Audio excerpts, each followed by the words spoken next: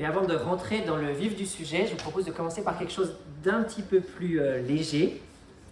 Est-ce que vous connaissez cette expérience de psychologie assez connue où on donne un chamallow à un enfant et on part 15 minutes et on lui dit voilà, je pars 15 minutes, si à ce moment-là, quand je reviens, tu n'as pas mangé le chamallow, alors je vais t'en donner un deuxième. Il a deux choix, soit il mange un chamallow tout de suite, soit il attend et il en mange deux, mais plus tard. Et l'objectif, c'est de tester la capacité à se projeter dans l'avenir, à visualiser ce chamallow hypothétique, au point de pouvoir se retenir dans le présent et résister à la tentation. Et le résultat, c'est que sur 500 enfants, à peu près les 2/3 ne patientent pas et mangent tout de suite le chamallow. Le calcul, il semblait pourtant simple. 2 vaut mieux que 1. Pourtant, le bon goût du chamallow sous leurs yeux, il pesait plus dans la balance que ce futur chamallow difficile à imaginer. Morale, dur de résister à la tentation quand on est enfant. Mais ne les jugez pas trop vite. Parce que nous aussi, on continue souvent d'agir un peu comme ça. Bien sûr, on sait tenir 15 minutes devant un chamallow, pas trop dur, ils n'ont pas assez de sport, alors qu'ils savent très bien que ça abîme leur santé future. C'est pareil quand on continue de produire ou d'acheter à l'excès alors qu'on connaît la menace écologique. Et puis c'est ce qu'on fait tous quand on décide constamment de suivre les tentations de nos désirs au mépris de la loi de Dieu, oubliant qu'un jour on va passer devant Dieu. Morale, dur de résister à la tentation quand on est humain. Mais peut-être qu'on peut s'améliorer, peut-être qu'on peut apprendre à faire des meilleurs choix. Eh bien, le texte d'aujourd'hui, on va voir un père qui va essayer d'enseigner à son fils. Il va lui transmettre son expérience afin de l'aider à voir plus loin que les tentations présentes. Il va lui donner un peu comme une longue vue pour l'aider à voir les conséquences terribles des tentations de la vie. Et peut-être que ça va l'en dissuader. Je vous propose de prendre le texte et de commencer à le lire. Donc, vous voyez la référence, Proverbe 6:20 à 7:27. On va lire que la première partie jusqu'au verset 5 et puis on gardera la suite pour après. Okay, parce qu'il est quand même assez long, notre texte. Proverbe 6:20.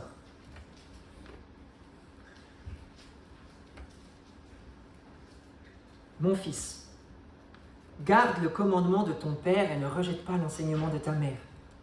Attache-les constamment sur ton cou, noue-les à ton cou. Ils te dirigeront dans ta marche, ils te garderont sur ta couche, ils te parleront à ton réveil. Car le commandement est une lampe, l'enseignement une lumière et les réprimandes éducatives sont le chemin de la vie. Ils te garderont de la femme mauvaise, de la langue doucereuse de l'étrangère. Ne convoite pas dans ton cœur sa beauté et ne te laisse pas prendre à ses paupières. Car pour une femme prostituée, on en est réduit à un morceau de pain. Mais une femme mariée tend un piège à la vie précieuse. Quelqu'un mettra-t-il du feu dans son sein sans que ses vêtements ne s'enflamment? Quelqu'un marchera-t-il sur des charbons ardents sans que ses pieds ne brûlent? Il en est de même pour celui qui va vers la femme de son prochain. Quiconque la touche ne sera pas tenu pour innocent. On ne méprise pas le voleur qui vole pour satisfaire son appétit quand il a faim. Pourtant, si on le trouve, il fera une restitution au septuple. Il donnera tous les biens qu'il a dans sa maison. Mais celui qui commet un adultère avec une femme est dépourvu de sens. Celui qui veut se perdre agit de la sorte. Il ne trouvera que plaie et ignominie, et son déshonneur ne s'effacera pas. Car la jalousie met un homme en fureur, il est sans pitié au jour de la vengeance, il n'a égard à aucune rançon, et il n'accepte pas quand même tu multiplierais les dons. Mon fils, retiens mes paroles et garde avec toi mes commandements. Garde mes commandements afin que tu vives, et mes enseignements comme la prunelle de tes yeux. Attache-les sur tes doigts, écris-les sur les tables de ton cœur. Dis à la sagesse, tu es ma sœur, et appelle l'intelligence ton amie, pour qu'elle te garde de la courtisane, de l'étrangère aux paroles doucereuses. Dans ce texte, un père nous donne 3 conseils pour lutter contre la tentation. Et la première chose qu'il enseigne, c'est que pour être gardé des tentations, il est essentiel d'écouter les bons conseillers. Et avant de passer à ce conseil-là, rappelons un petit peu de contexte, celui des proverbes. Dans les Proverbes, la vie nous est présentée comme quelque chose... Attendez.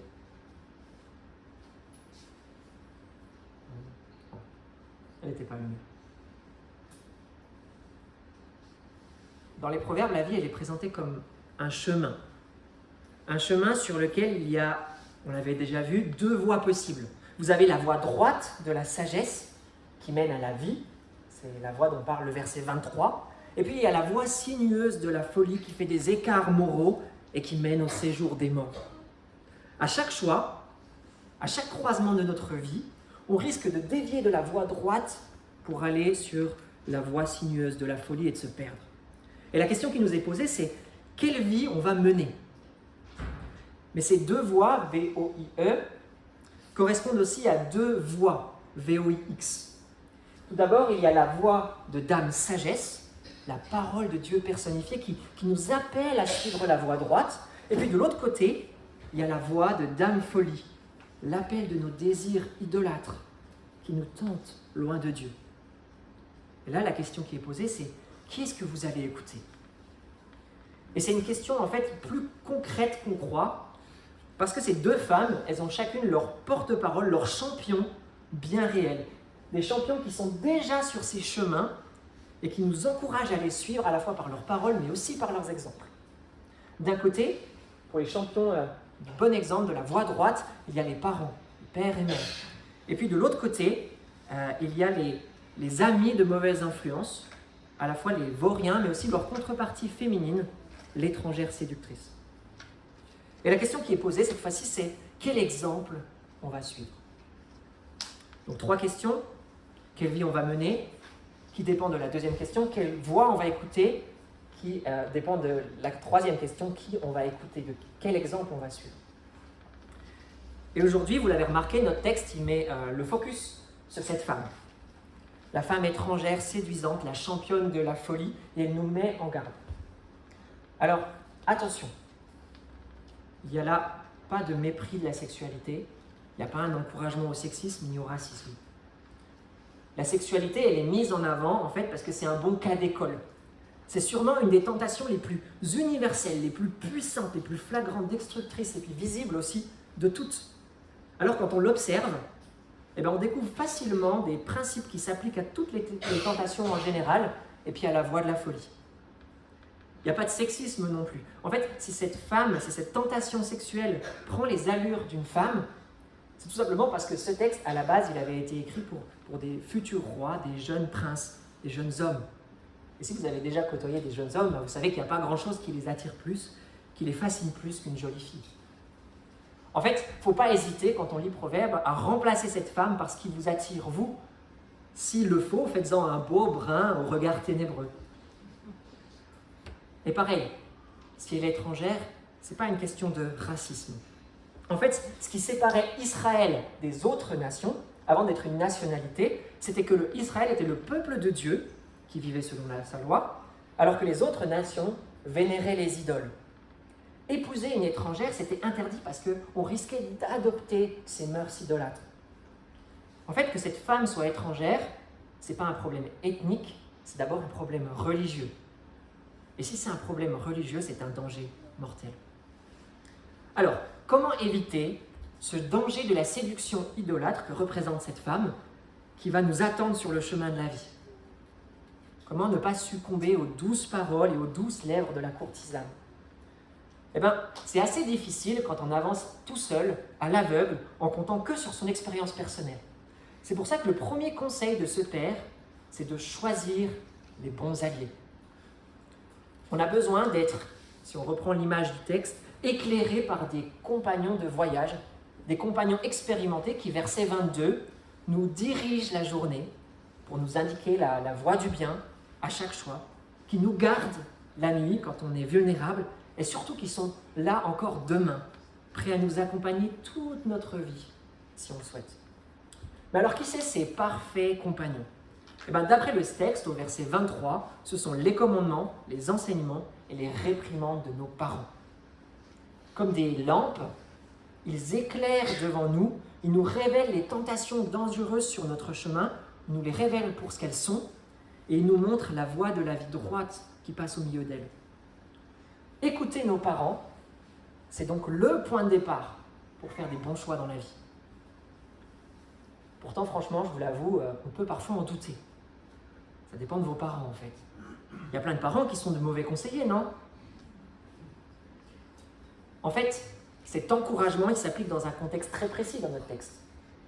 Ce n'est pas n'importe quel contexte. Ici, ce sont des parents israélites qui ne transmettent pas uniquement leur propre sagesse, mais qui transmettent la sagesse de Dieu. Au verset 20, il est parlé des commandements et enseignements. Enseignement, c'est Torah en hébreu. Commandement et Torah, c'est deux termes qui font référence à la loi transmise par Moïse. Ce n'est pas n'importe quel enseignement ici. C'est une loi qui contient les deux commandements qu'on a pu lire ce matin. Le 7e, tu ne commettras pas d'adultère. Et le 10e, tu ne convoiteras pas la femme de ton prochain. En gros, les conseils de ce père, c'est qu'une application concrète de cette loi.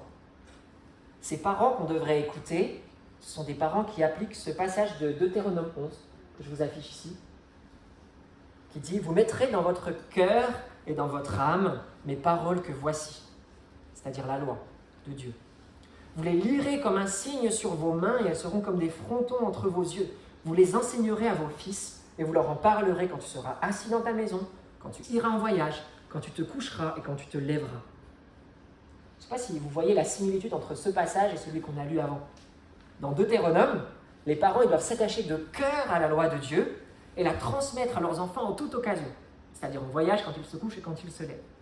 Et dans Proverbes, cette transmission elle a lieu, et ce sont les enfants qui à leur tour sont appelés à recevoir cette loi de tout leur cœur afin qu'elle les guide en toute occasion, quand ils marchent, se couchent et se réveillent.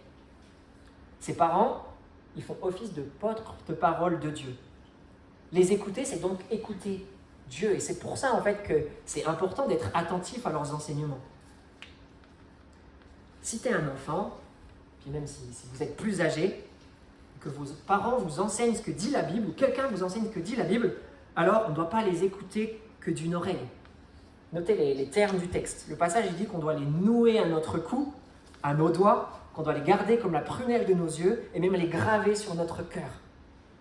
En gros, tu dois les garder tellement proches de toi, tellement les garder à l'esprit, qu'ils deviennent comme une partie de toi. Une loi gravée sur les tables de ton cœur que tu aimes, que tu désires. C'est pas faire le bien à contre-cœur, c'est devenir réellement bon. Voilà à quel point on doit prendre au sérieux la sagesse que nous transmettent nos parents. Ne lâchons jamais la main de ce compagnon-là. Et la promesse, c'est qu'on ne se perdra pas loin de Dieu si on fait ça. Le texte il nous dit même d'appeler la sagesse notre amie et notre sœur. En fait, le terme il est même plus fort que ce qu'on pense parce qu'à l'époque, c'est des termes qu'on pouvait utiliser pour appeler sa fiancée. On voit ça dans le livre des Cantiques, par exemple. En gros, pour ne pas tomber dans les bras de la tentation qui mène à la mort, il faut désirer la sagesse comme on désire son amoureuse. Il faut l'épouser fidèlement jusqu'à ce que la mort nous sépare. Qui est-ce qui a déjà convoité ici les enseignements de ses parents autant que son ou sa fiancée? Pas grand monde. Pourtant, c'est le premier conseil de notre texte. La deuxième chose que nous enseigne ce texte, après avoir de bons alliés, c'est avoir peur des conséquences. Il faut démasquer la tentation pour voir ce qu'elle est vraiment, ce qu'elle offre vraiment. Et quand on réalise à quel point les conséquences sont graves et inévitables, on va réfléchir à 2 fois avant de la suivre. C'est comme avec l'expérience du chamallow de tout à l'heure. Si on est capable de voir plus loin que les plaisirs sous nos yeux, on ne se jette pas sur la tentation pour la dévorer. Il faut être clair, le couple et la sexualité, dans la Bible, c'est des cadeaux de Dieu, c'est des bonnes choses. Mais ces bénédictions-là, elles ne peuvent se savourer correctement que dans le cadre prévu par Dieu, le cadre du mariage. Dieu nous donne sa loi un peu comme un mode d'emploi qui nous indique les bonnes et les mauvaises utilisations de sa création. Pourtant, ce que nous on fait, on a tendance à, au lieu de graver dans nos cœurs sa loi, on a plutôt tendance à convoiter ce qui semble bon selon nos impressions personnelles d'humains limités. En fait, on fait plus confiance à nous-mêmes qu'à Dieu, et du coup, on se met à désirer à l'excès ou alors de façon un peu tordue toutes les bonnes choses qu'il nous a données. On se satisfait plus d'un conjoint, on se met à convoiter celui des autres aussi, comme si c'était bon. Mais bien que le péché, et notamment l'adultère ici, a l'air bon au premier abord, la beauté physique, l'affection, le plaisir. En fait, il a toujours des conséquences terribles et inévitables. C'est de la folie de le convoiter dans nos cœurs, verset 25. Et pour nous en persuader, le père de ce texte nous donne 3 images. La première, au verset 26, il va mettre en avant la gravité des conséquences de l'adultère. Il fait une comparaison un peu bizarre, et pour nous faire comprendre que les conséquences de l'adultère, c'est rien de moins que la mort. Sa comparaison, c'est de dire, voilà, allez voir des prostituées, ça va dilapider vos biens. C'est grave, mais l'adultère a des conséquences encore plus graves. Il entache la sexualité, mais souille aussi le mariage d'un autre. Et pris de jalousie, le conjoint trompé pourrait même aller jusqu'à prendre votre vie. Et en Israël, il ne faut pas oublier qu'il avait d'ailleurs la loi de son côté. Être pris en flagrant délit d'adultère était passible de la peine de mort. On voit ça en Deutéronome 22. Les conséquences sont graves, mais elles sont aussi inévitables, et c'est ça que veut montrer la deuxième image, au verset 27. La sexualité, elle est comparée à un feu. Et comme le feu doit rester dans son foyer, sinon en dehors, il détruit tout. Quand on joue avec le feu, il ne faut pas s'étonner de se brûler. Céder à la tentation de l'adultère ou à toute autre tentation en se disant « c'est juste une fois, personne n'en saura rien, il n'y aura pas de conséquences », c'est de l'inconscience. L'adultère, il conduit toujours à de grands dégâts, difficiles à réparer. C'est quelques minutes de plaisir pour des années de regrets. Et puis il y a une troisième image, au verset 30, qui nous révèle pourquoi les conséquences de l'adultère sont si graves et inévitables. La raison, c'est que c'est un acte qui est dit dans verset 30, méprisable, ignoble et honteux, verset 33. Et du coup, il ne mérite ni compassion au jour de jugement. Contrairement au voleur qui a faim, en fait, avec un adultère, tu n'as aucune excuse valable. Si lui n'échappe pas au jugement, alors rêve même pas une seule seconde qu'on aura de la compassion pour toi. Le jugement sera terrible, inévitable, peu importe les efforts pour y échapper. Voilà ce que dit ce père. Et le verset 32 conclut très bien son argument, je trouve. Celui qui commet un adultère avec une femme est dépourvu de sens. Il est fou. Que celui qui veuille se perdre agisse de la sorte. Si je résume un peu la stratégie du père, c'est la suivante. Si tu comprends que l'acte proposé par la tentation est ignoble et à quel point les conséquences sont terribles et inévitables, alors tu en auras peur et ça va te couper l'envie.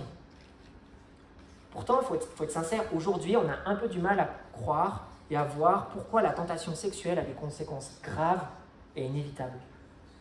Il y a la montée de l'union libre, qui rend le concept même d'adultère obsolète. La contraception a réduit le risque d'avoir un enfant avec son amant à quasiment rien du tout. Et puis dans notre société, contrairement à la leur, l'adultère n'est pas condamné à mort, en fait il n'est même pas pénalisé. Et puis la honte publique qu'il y avait à l'époque, elle s'efface aujourd'hui. On valorise plus le fait d'avoir été fidèle à soi-même en ayant ce qu'on appelle une aventure, plutôt que d'avoir été fidèle à son conjoint. On a été fidèle à son bonheur et ça fait bien. Et puis il y a encore Internet qui permet de vivre cette liaison dans le secret et derrière les verrous de sa maison ou de son portable. Alors, quelles conséquences? De quoi on devrait avoir peur?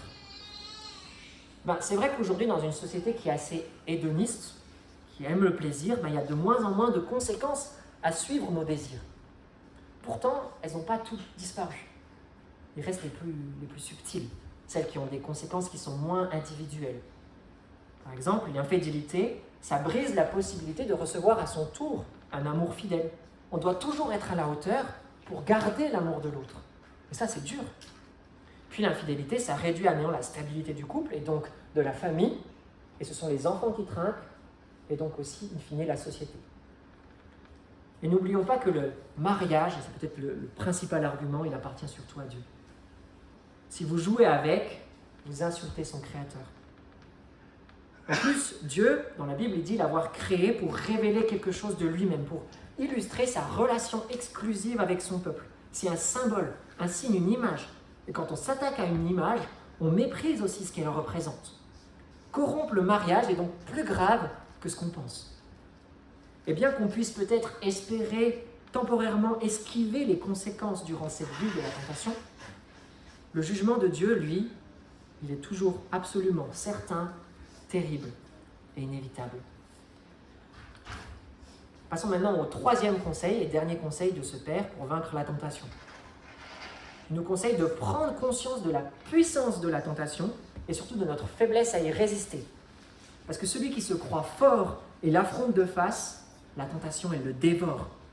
Alors que celui qui se sait faible, qui sait qu'il ne fait pas le poids, il adopte la seule bonne stratégie, la fuite. Pour qu'on réalise l'ampleur du danger, ce père va nous raconter une histoire et je vous propose qu'on la lise ensemble, c'est la suite de notre texte. Vous pouvez prendre au verset 6 du chapitre 7. On va le lire au fur et à mesure et le commenter progressivement. Verset 6, acte 1, un mouton insouciant.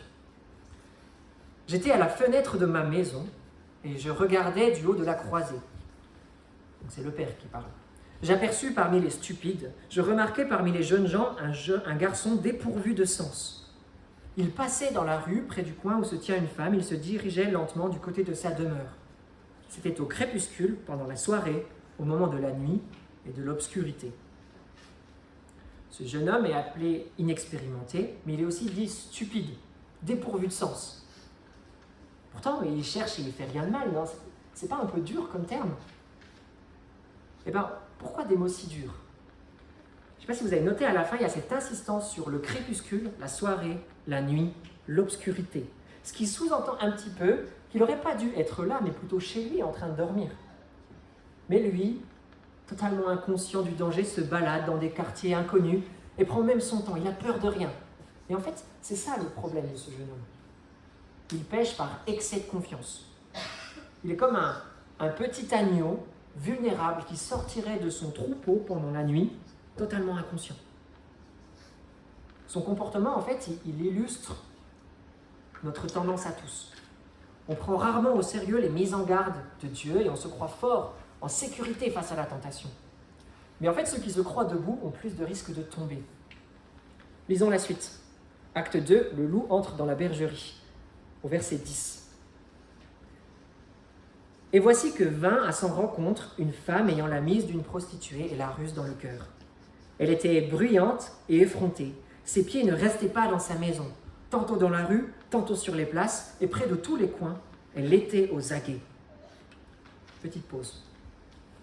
On retrouve là cette étrangère malveillante et séductrice dont on parlait au début, la tentation sexuelle personnifiée. Et elle a les traits de tous ceux qui sont sur la voie de la folie. Elle maîtrise ni ses mots, ni ses actes, elle est esclave de tous ses désirs, même les plus mauvais, et surtout, elle est prête à tout pour les satisfaire. Que ce soit une tenue aguicheuse ou la tromperie, et peu importe les conséquences. Elle va détruire son mariage, mais aussi ceux des autres au passage. En fait, la tentation, ça naît souvent comme ça. Ceux qui sont sur la voie du mal nous y entraînent avec eux pour mieux s'y livrer eux-mêmes. Ce passage, il nous montre aussi que la tentation, elle a toujours un coup d'avance. Elle sait nous trouver partout, comme cette femme qui va dans toutes les rues, toutes les places, tous les recoins en quête d'une victime. Et ça, c'est encore plus vrai aujourd'hui avec la tentation sexuelle. La pub, Internet, les relations adultères ou la pornographie s'infiltrent jusqu'au cœur de nos foyers. La tentation a un coup d'avance et elle ne nous laisse pas nous préparer. En fait, la tentation, elle ne reste pas poliment chez elle, elle prend les devants. Si vous sous-estimez sa puissance, comme ce jeune homme, vous êtes cuit. C'est un loup affamé. Vous êtes sa proie et elle compte bien vous dévorer tout cru. Passons à la troisième partie, parce que la chasse est ouverte. Verset 13. Elle le saisit, l'embrassa et d'un air insolent lui dit « Je devais un sacrifice de communion. Aujourd'hui, j'ai accompli mes vœux. C'est pourquoi je suis sorti au-devant de toi pour te chercher et je t'ai trouvé. J'ai garni mon lit de couverture de tapis de fil d'Égypte. J'ai parfumé ma couche de myrrhe, d'aloès et de cinnamome. Viens, enivrons-nous de volupté jusqu'au matin, livrons-nous au plaisir de l'amour. Car mon mari n'est point à la maison. Il est parti pour un voyage lointain. Il a pris avec lui la bourse avec l'argent. Il ne reviendra à la maison que le jour de la pleine lune. » Elle le fléchit par son savoir-faire. Elle l'entraîna par ses lèvres doucereuses. Petite pause. Admirez la puissance de la tentation et tirez-en des leçons. On va noter 6 choses. Premièrement, la tentation fait toujours passer les gens en mode passif. Elle ne lui a pas demandé de faire le mal à ce jeune homme. Elle se jette sur lui au verset 13 et lui, il doit juste la laisser faire. enivré de plaisir, livré à ses désirs, il perd le contrôle et elle s'occupe du reste. La tentation fait toujours passer en mode passif. La tentation se pare aussi de justice. Je ne sais pas si vous avez remarqué, elle insiste sur les vœux et les sacrifices de communion à Dieu qu'elle vient de faire. Elle se fait passer pour une bonne religieuse. Quelle hypocrisie. Troisièmement, la tentation se fait aussi passer pour une occasion à ne pas rater. Il doit sûrement lui rester en fait de la viande, du sacrifice, à partager. Et mince, comme c'est dommage, son mari n'est pas à la maison, qui va manger cette viande avec elle? Une occasion à ne pas rater. Quatrièmement, la tentation, c'est flatter notre ego. Je ne sais pas si vous voyez au verset 15, « Je suis sorti au-devant de toi pour te chercher, toi, et je t'ai trouvé. » C'est un mensonge en fait. Elle a pris le premier venu, mais quel plaisir de se savoir désirée. Et puis les deux derniers points sont les plus importants à retenir. La tentation, elle a tendance à maximiser ses bénéfices pour paraître plus important. Dans le texte, elle parle d'essences rares, de parfums, de magnifiques tapis, de moelleuses couvertures, de douces caresses. Il y a tous les sens qui promettent d'être comblés, satisfaits. Et c'est pas qu'un peu, ça va durer toute la journée, toute la nuit. Elle maximise ses bénéfices, mais en parallèle, elle va diminuer, minimiser le danger et cacher les conséquences.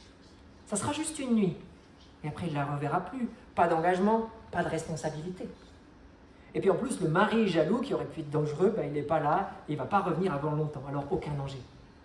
Tout ça mis bout à bout, les bénéfices dépassent les coûts, et la tentation, elle passe pour le deal du siècle. En fait, quand on pêche toujours parce que le mal nous paraît avoir un bon rapport qualité-prix. Comprenez que la tentation, elle est si convaincante que si vous n'écoutez que vos impressions du moment et que vous n'écoutez pas les conseils de Dieu ou des autres, vous lui direz toujours oui.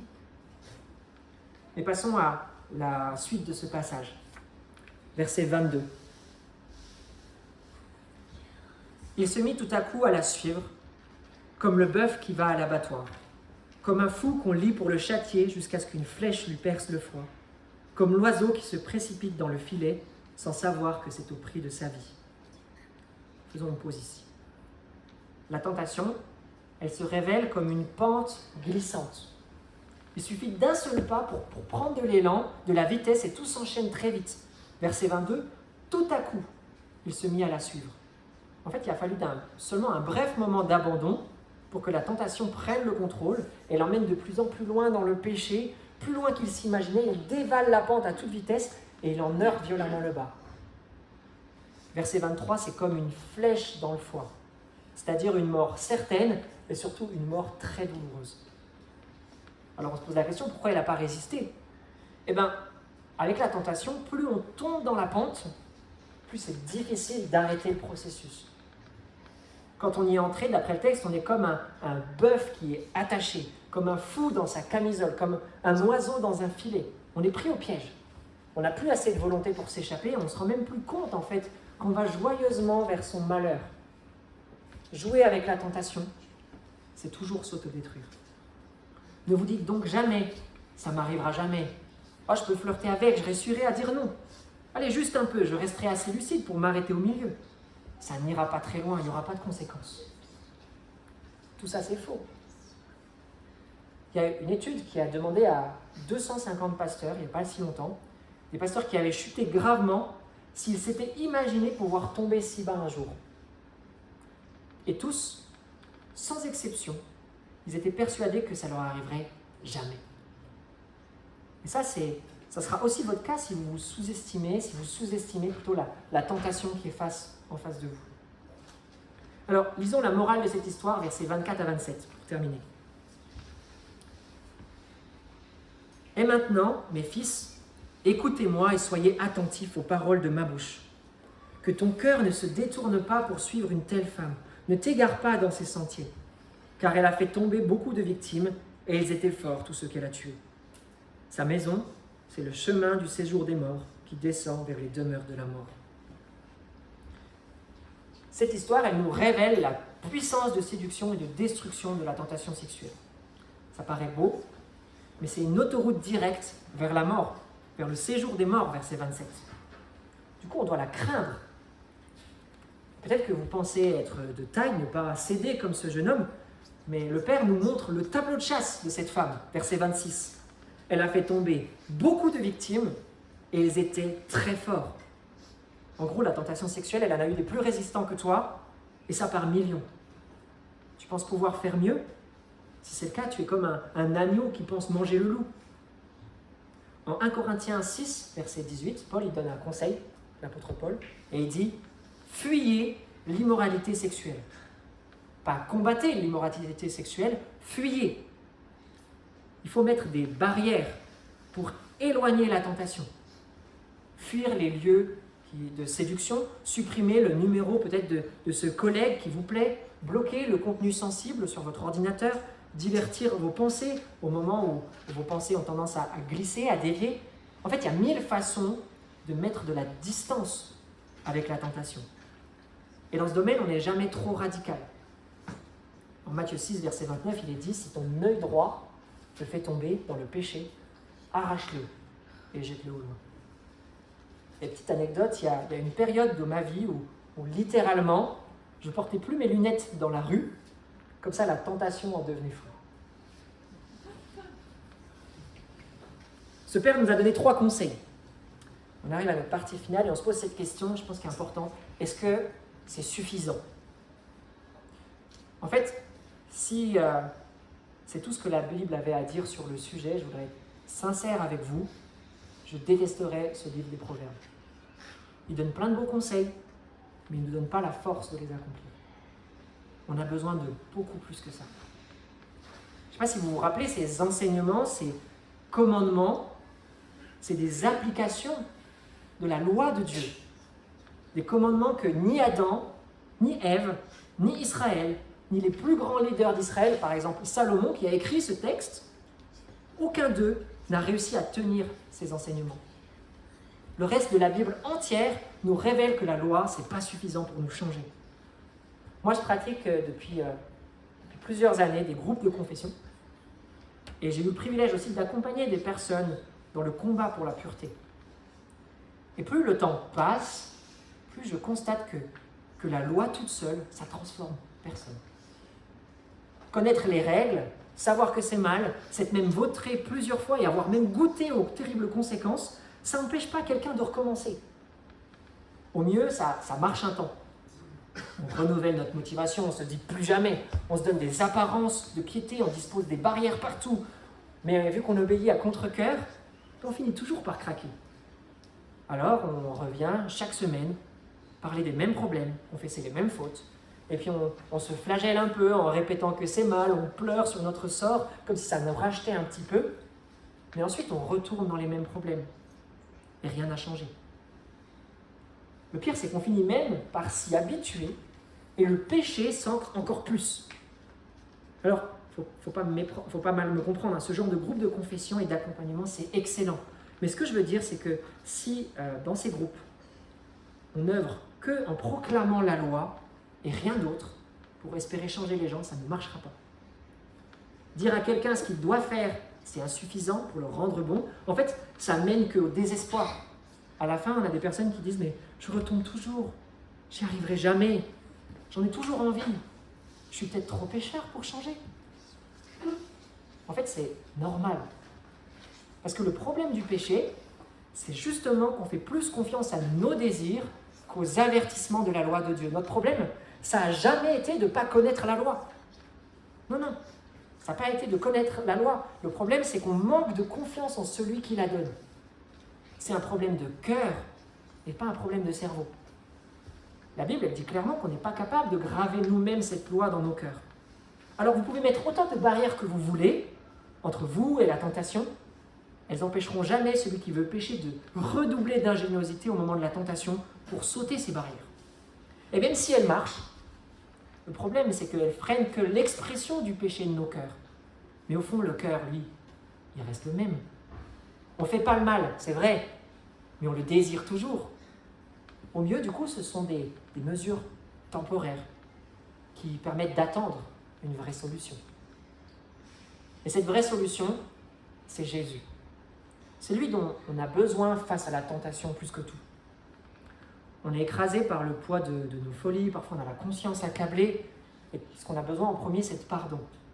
Eh bien, Jésus, on l'a vu dans les textes passés, il est la sagesse incarnée de Dieu qui, lui, n'a pas cédé à la tentation, mais qui, au contraire, paye le prix de notre folie, le coût de nos fautes à la croix. Et en faisant ça, il libère nos consciences. Il nous offre les mérites de sa vie droite, la vie qui était au bout du chemin, de la vie droite qu'il a suivie. Celui qui pêche, du coup, il ne doit pas redoubler d'efforts ou se purifier en répétant qu'il est trop mauvais. Non, il a besoin de faire confiance à Jésus pour être totalement blanchi. Et personne n'est jamais tombé trop bas pour recevoir ce pardon. Si vous lisez la vie de Jésus, vous verrez que des personnes adultères, il en a croisé, il leur a pardonné. On est aussi sans motivation pour obéir. On est incapable de croire que la loi c'est quelque chose de bien et de l'accomplir autrement qu'à contre-cœur. Et pour ça, on a donc besoin de ressentir l'amour de Dieu pour apprendre à lui faire enfin confiance. Et bien ça, c'est aussi Jésus qui le fait. C'est lui la preuve d'amour de Dieu. Dieu, il nous donne la vie de son propre Fils, alors qu'on ne mérite que son mépris. Et à cause de ça, on peut se mettre à obéir différemment. On n'obéit pas pour gagner un pardon, mais par reconnaissance d'avoir été pardonné. On n'obéit pas pour lui plaire, mais parce que lui nous plaît. La loi, en fait, elle n'est pas inefficace. Elle peut être efficace, mais uniquement si elle est accompagnée de la grâce de Christ. On est aussi sans force, troisièmement, pour combattre notre tendance mauvaise, et on a besoin d'être transformé au plus profond de nous. Eh bien, Jésus, ce qu'il promet de faire, c'est d'envoyer en nous son esprit pour nous rénover de l'intérieur. Il déverse sa vie nouvelle sur nous, il met à mort notre tendance au mal, et nous apprend à faire tout le bien qu'il a prévu pour nous. En fait, il est en train de graver progressivement la loi dans notre cœur, ce que nous, on ne peut pas faire. Par sa grâce, il nous pardonne, mais aussi il nous transforme. Et du coup, les conseils du Père qu'on a lus ce matin dans le texte, ils reprennent leur sens. Les barrières radicales contre la tentation, eh bien, elles servent à limiter temporairement l'expression du péché pour pouvoir laisser le temps à l'esprit de faire la véritable transformation intérieure, les changements à long terme de nos cœurs. Et puis, voir les conséquences de la tentation, ou comme l'avait fait Antoine il y a quelques semaines, la beauté du mariage, c'était illusoire, mais maintenant ça prend son sens. C'est illusoire de vouloir montrer à un cœur rebelle, vouloir le motiver en lui disant « mais regarde, le mariage, c'est plus satisfaisant que la sexualité débridée. Il y a moins de conséquences aussi. » Il ne le croira pas, et puis la tentation, elle paraîtra toujours plus séduisante. Mais quand un cœur se met à aimer Dieu et à obéir par confiance premièrement, avant de comprendre pourquoi il faut obéir, et bien alors, les conséquences de la tentation qu'il voit à l'avance, elles viennent comme une confirmation a posteriori qui lui fait dire « mais oui, Dieu, tu avais raison, c'est bien fait de te faire confiance, je te ferai encore plus confiance. » Si vous voulez un exemple, ça me concerne personnellement. Moi, j'avais jamais été attiré par l'idée du mariage à la base. Ça n'est pas venu comme ça. Mais j'ai suivi cette voie en me disant « bon, Dieu dit que c'est bien, il a sûrement plus raison que moi. » Et bien, a posteriori, j'ai aucun regret, je vois qu'il avait raison. L'amour dans le mariage vaut mieux que l'amour libre. Voilà à quoi servent ces encouragements qui nous montrent les conséquences de la tentation et la beauté de l'obéissance.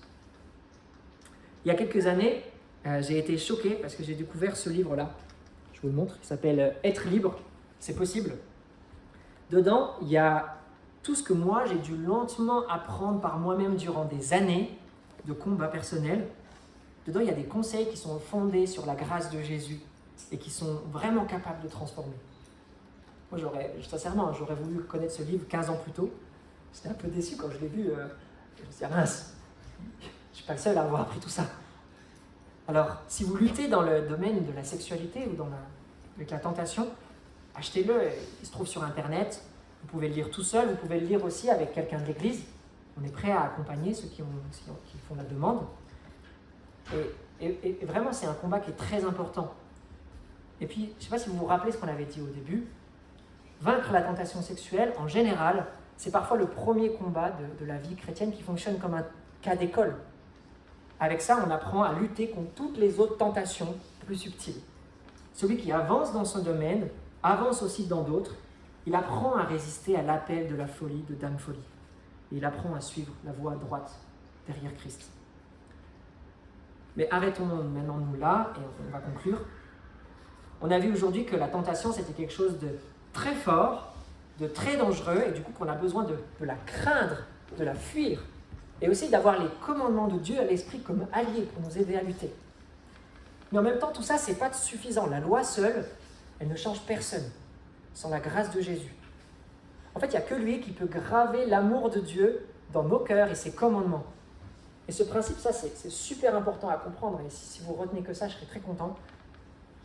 N'espérez pas voir de changements réels chez votre conjoint, chez vos enfants, chez vos amis ou chez vous-même, en leur disant seulement ce qu'ils doivent faire, à coup de règles ou de « il faut que tu ne dois pas ».